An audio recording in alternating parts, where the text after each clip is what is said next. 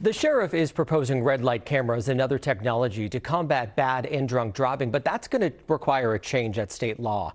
Before we talked about that, I asked him if he thinks anyone really cares about the number of people killed every day on our roads.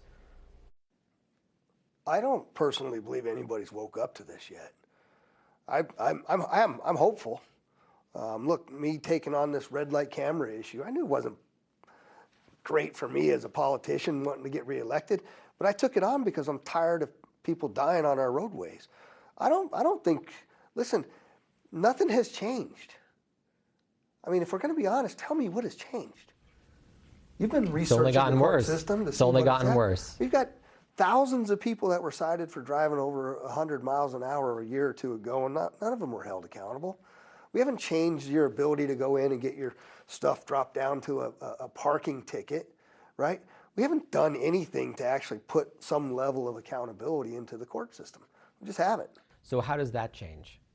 Well, I think my hope was to start that conversation around speed cameras and red light cameras, and to really allow for us to go up there and shine a light on how many people are dying on our roadways. I'm okay with, hey, you know what, we'll try it. And there's lots of ways to answer all of the critics about who's getting money from it and what the benefits are and all of those kinds of things, increase in low-level crashes.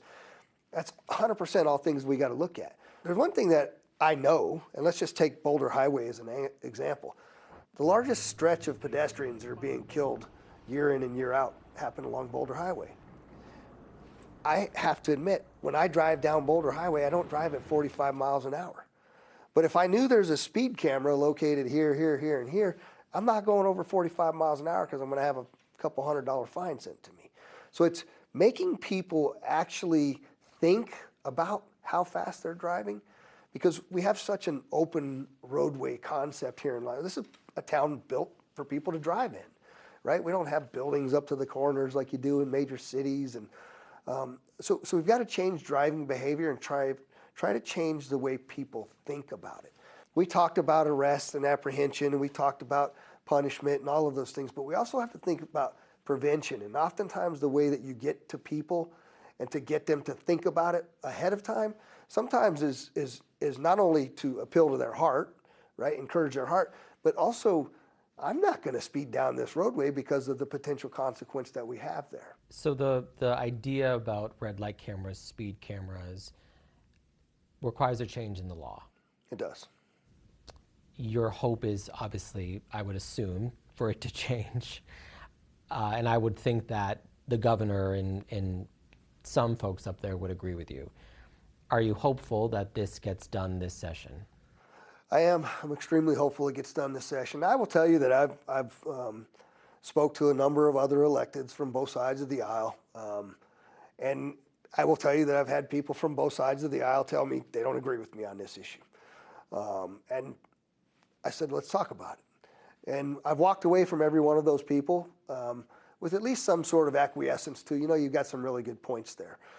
Let me be clear, I don't want to turn Las Vegas into a red light camera at every intersection nor a speed camera at every location.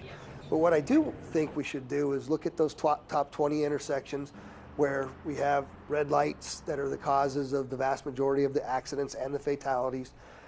Maybe look at a couple of stretches of road where we constantly have the challenges of speeding and test it. Now, I'm not a pilot test kind of guy. I don't like that because I figure either go for it or don't. But if you go in a pilot program and make that determination, you see whether it will work or not. If it doesn't work, get rid of them. But give it an opportunity to work, because literally people's lives are depending upon this.